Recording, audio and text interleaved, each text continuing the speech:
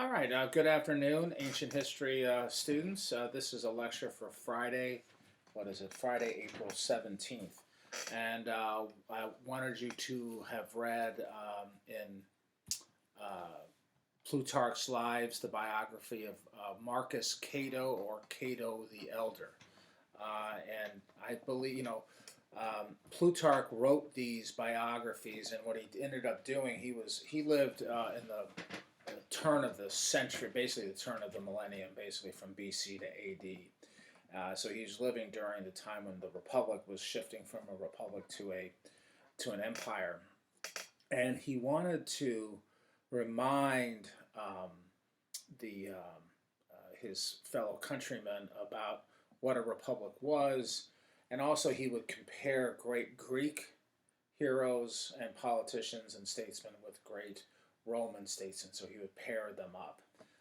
And so Cato the Elder was one of his kind of exemplars of what we would call Roman republicanism. So Cato, if you were looking for someone who embodied the principles of what a good Republican politician was, a statesman, a someone who served in the military, a public servant.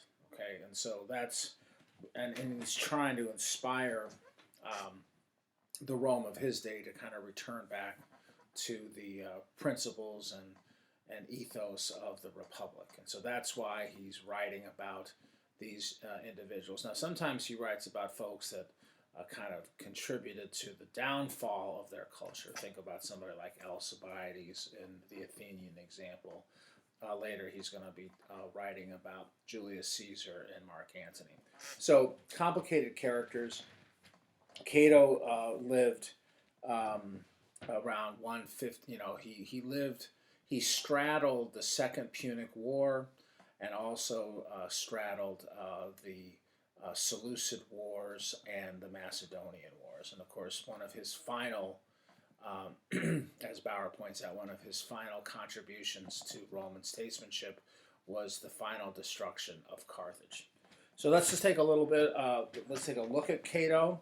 Again, some of this is review in the sense that we've kind of confronted him already in Bauer, but Plutarch is providing a primary source account, not so much because he lived during the time of Cato, but he is kind of a scholar and he's collecting all the information that the Romans had about some of their earlier statesmen and putting it down for posterity. Another interesting point about Plutarch, the author and the historian, is that the founding fathers of our country loved Plutarch and kind of saw themselves as replicating many of the examples of great statesmen that formed the, the backbone of Plutarch's histories. So again, he's writing history through biography. And so this is one of the first ones from the Roman side. Hopefully you read, and when you were looking at Greek history, people like Themistocles and Pericles and Aristides and folks like that. Anyway, so let's talk about Cato. He was born of humble origins. Okay, so that's an important point to make. He wasn't poor, but he wasn't rich. He was thoroughly middle class, and he saw himself as personifying the middle class, which was the backbone of the republic. He would later become known as a lawyer, an orator, a statesman, a soldier, and a good family man. So all of these um, um, kind of positions or roles that he played within the Roman Republic. Okay, Plutarch talks about the fact that early on he became known for his great speaking ability, and also the fact that people would come to him for counsel, and he never charged fees for his services. So he really is trying to help people, and that's one way of kind of thinking about his life. So he's doing this for a public service as much as it is for his own his own career, as they say. Now, when he was 17 years old, he joined the military and he served during the Second Punic War when Hannibal was burning, as he reports, burning and pillaging all of Italy. Um, he also had a number of role models during his life. One of them talks about that his he lived in the Sabine area of Italy. Okay, so that's kind of where he comes from, and his house, his estate, neighbored up against a man by the name of Manius Curius, who had been a military hero during the Pyrrhic Wars and had pushed Pyrrhus, who was a Greek invader, out of Italy, and he was impressed by kind of the humble and the humility of Manius Curius, and Plutarch said that he kind of took that as a role model about how he would live his own life. He was also served under Fabius Maximus, who was another famous Roman general during the Second Punic War.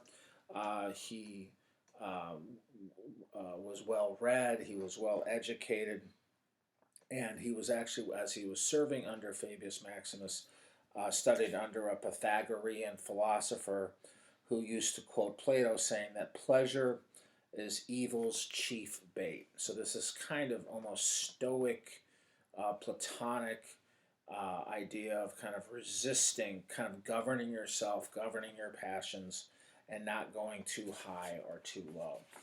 He was also called the Roman Demosthenes. Demosthenes was one of the great Greek orators at the very end of the Peloponnesian War, and he's trying to urge his Athenian brethren to try to reclaim their glory and their honor. It didn't happen, but he was a great, great speech maker, and Cato saw himself as, in some ways, mimicking Demosthenes' career.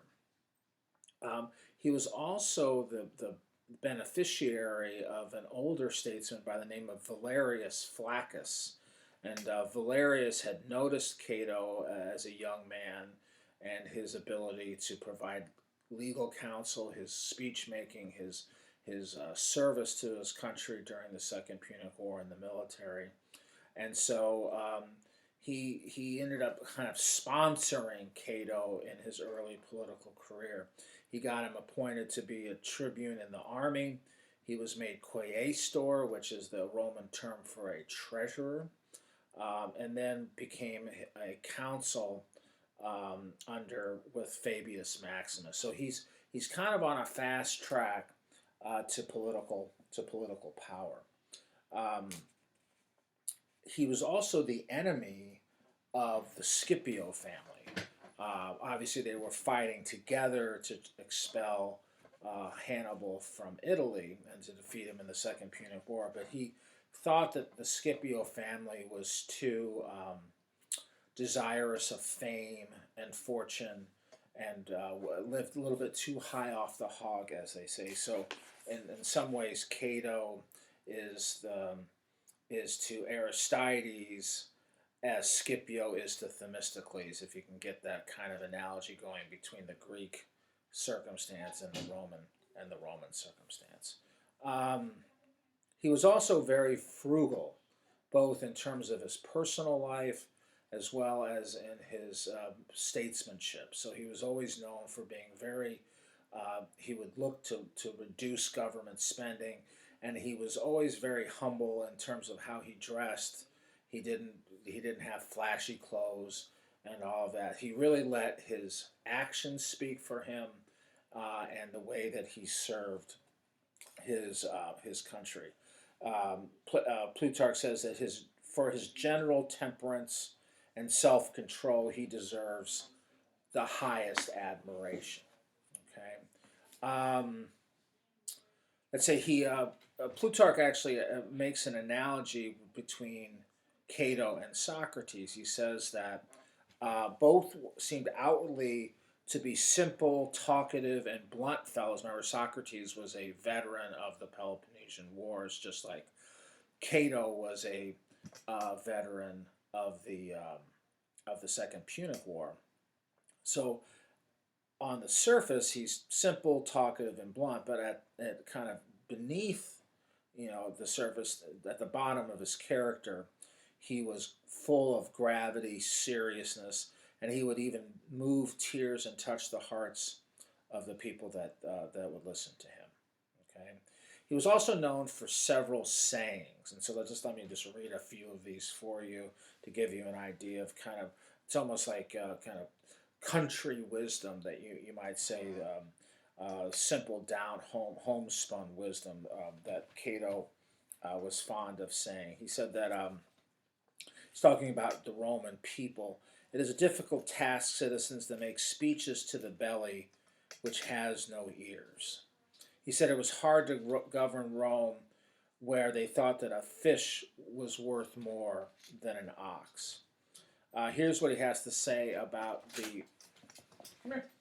Here's what he has to say about the power of women. He says that Rome commands all men, but women command us. So pretty wise there, kind of happy life kind of thing. He said that he exhorted his people, if they were grown great by their virtue and temperance, they should not change for the worse. But if intemperance and vice had made them great, they should change for the better. Okay, let's see a couple of others. He said, speaking of a certain enemy of his who lived a very base and discreditable life, quote, it is considered rather as a curse than a blessing on him that his fellow's mother prays that she may leave him behind her. That's kind of a joke. Okay.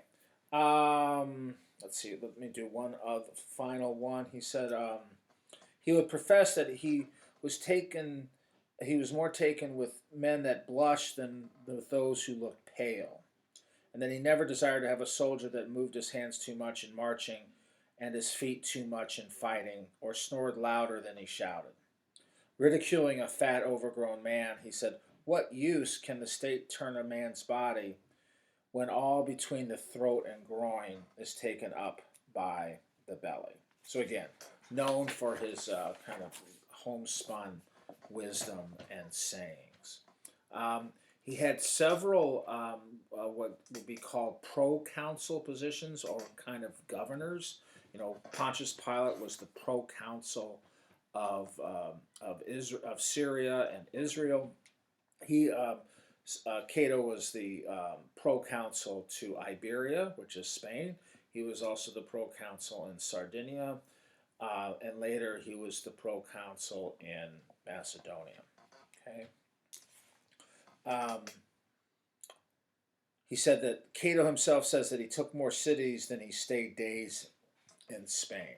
So he was actually quite an effective governor, and again, a very frugal governor of Spain, which is now, after the Second Punic War, a region, a province of the Roman Republic. He also was a veteran of the Seleucid Wars that we talked about last week. He accompanied Tiberius Sempronius when they went to Thrace, which was to kind of try to block the invasion of Antiochus the Great into Macedonia and Greece. He also had a role to play in conquering Philip V of Macedonia. And he played an important role, I think I'll get to this in a second, at the Battle of Thermopylae Pass. Okay? Let's see here. Yeah, so he actually, I don't know if it goes into with your version. I have a different version at home, but he actually played a very, very significant role in trying to move the Roman forces through that narrow pass at Thermopylae where the 300 of Spartan fame had fought, and he was able to actually play a crucial role in kind of preventing a bloodbath in the same way that happened with the Spartans. Okay, let's see here. A couple more things.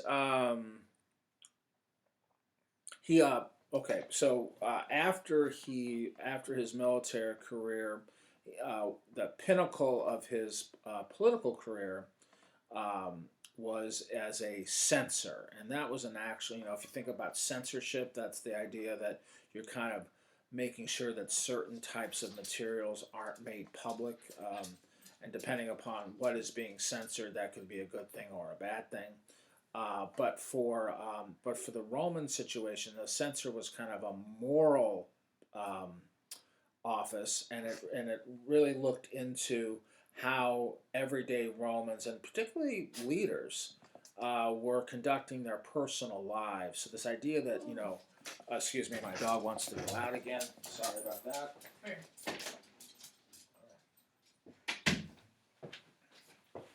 Um, So they really didn't make a distinction between your personal and your public life. Both were very, very important. And the office of censor, if the censor found out that you were conducting yourself in a bad way, let's say with your marriage or with how you were treating your slaves or your servants or anything like that, that they could actually take away your possessions or kick you out of office. It's almost like kind of impeachment, but not just for public duties, but also for private circumstances. So let me just read you a little bit here. He says, um, after 10 years after his consulship, because he was elected consul a couple of times, Cato stood for the office of censor, which was the summit of all honor and in a manner the highest step in civil affairs. For besides all other power, it had also that of an inquisition or like an investigation into everyone's life and manners. For the Romans thought that no marriage or rearing of children,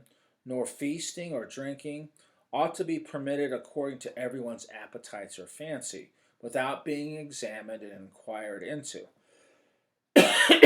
Being indeed of opinion that a man's character was much sooner perceived in things of this sort than in what is done publicly and in open day.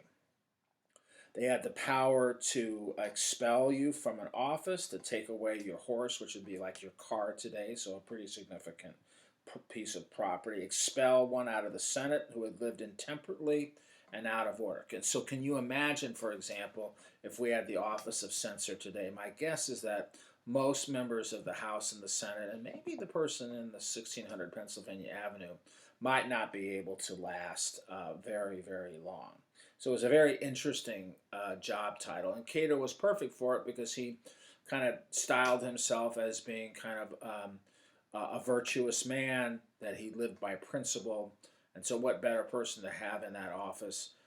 And so that he actually developed a lot of political enemies, especially among the elites, who were actually used to censors kind of turning the other way and not looking at some of the problems and the behaviors of the power of the rich and powerful. He said Cato threatened evil livers from the very hustings, openly declared himself, and exclaimed that the city needed a great and thorough purging, called upon the people, if they were wise, not to choose the gentlest but the roughest of physicians, and the roughest of politicians. Okay, so he wanted tough people to be in office, and he held the people in office to very, very, very high standards. Okay, let's see here. I mentioned his his frugality in public affairs. So he'd be somebody today who would be aghast at our federal budget deficit, for example. He caused the pipes, though, which some persons brought the public water into their homes and gardens, to be cut, threw down all buildings which jutted out into the streets. He beat also down the price in contracts for public works to the lowest, and raised it in contracts for farming, the taxes to the highest sum, by which proceedings he drew a great deal of hatred upon himself. So he basically tried to balance the budget by a mixture of taxes as well as cutting of spending. Okay. However, he said the people, the rich didn't like it, but the people liked his censorship. For setting up a statue for him in the temple of the goddess of health, they put an inscription under it, not recording his commands, but to the effect that he was Cato the censor, who by his good discipline and wise and temperate ordinances reclaimed the Roman commonwealth when it was declining and sinking down into vice. My guess is that Americans wouldn't like the office of censor, but maybe we live in an age where maybe it wouldn't be such a bad idea for that. Now, in his personal life, he was married. He was, Plutarch reports, he was an excellent husband to his wife and an extraordinary economist in the sense of home economics. So he helped run a very, very efficient household. He managed his personal affairs very well. I thought this was interesting. He was a homeschooler. He actually educated his own children from home, um, and he was very faithful to his wife, as opposed to a lot of other Roman politicians who would have mistresses and things of that sort. Okay, let's see. Anything else? Oh yeah. So this was an interesting episode that I think gets to the character of the man, and I think a little bit different. It kind of gives you a difference between uh, the Romans and the Greeks. So there was actually a delegation that came from Athens to live in Rome and to take up basically to start schools, and they were philosophers. Um, and it said that they ended up kind of gaining a following. And it said, according to Cato, that soon began to be told that a Greek, famous even to admiration, um, had ended up impressing a lot of the powerful sons of senators. Um, but Cato thought that that this was actually making Rome weak. Okay, so he said um, that he feared that the young would be diverted and would prefer the glory of speaking well before and of speaking well before that of arms and doing well.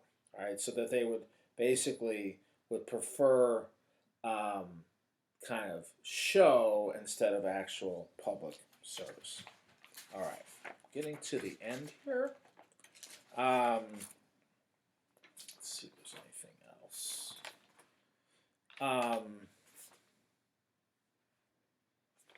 So the final story of Cato, which was summarized pretty well by Bauer, is the whole episode of the Third Punic War.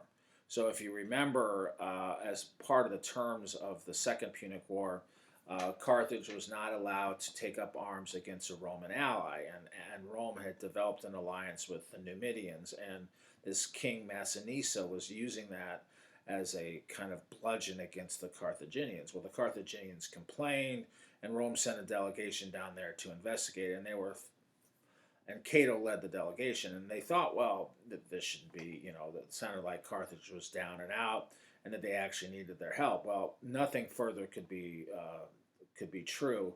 Cato found a strong, vibrant, and almost resurrected Carthage, and so he had, when he was a young man, he had fought tooth and nail to try to rid Italy of Hannibal. So that experience kind of seared that onto his memory. This idea that you could not let Carthage get strong again because maybe they'd come back and do damage to Rome. And so when he gets back to Rome, he's 80 years old and he's an old man, and a lot of people are like, oh, this guy's insane, right? He keeps talking about Carthage. How could this be true? So when he would give a speech, regardless of, let's say he's in the Senate and he's giving a speech on how to improve the sewers of the city of Rome. Regardless of what he was talking about, at the end of his speech, he would repeat the following. He would say, he presently added, the place that bore them was but 3 days' sail from Rome. Nay, he never after this gave his opinion, but at the end he would sure to come down out with this sentence. Also Carthage, methinks, ought utterly to be destroyed. It seems requisite to me that Carthage should still stand.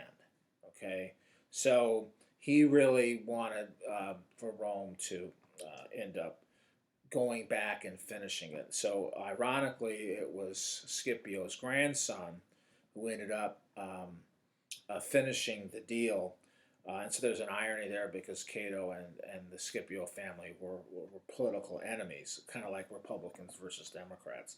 But in this case, they were both on the same side of finally destroying, sacking, razing the city of Carthage. Thus, Cato, they say, stirred up the third and last war against the Carthaginians, writes Plutarch.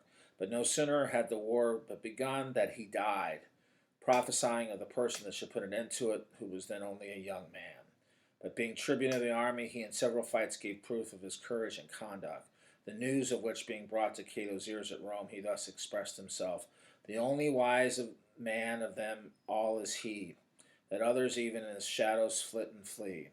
This prophecy Scipio soon confirmed by his actions. So that's Cato, and again, he is the personification of Republican virtue. And as he kind of preceded the whole Gracchi rebellion, it kind of, in some ways, Cato is kind of the last true Republican, although I think Cicero would probably maybe get that honor. But Cicero and Cato are these two great Roman statesmen that a lot of our founding fathers looked as kind of role models for what they were trying to accomplish. Okay, so that's it for this week. You'll have a Google form document to finish up for this that will be due on Tuesday.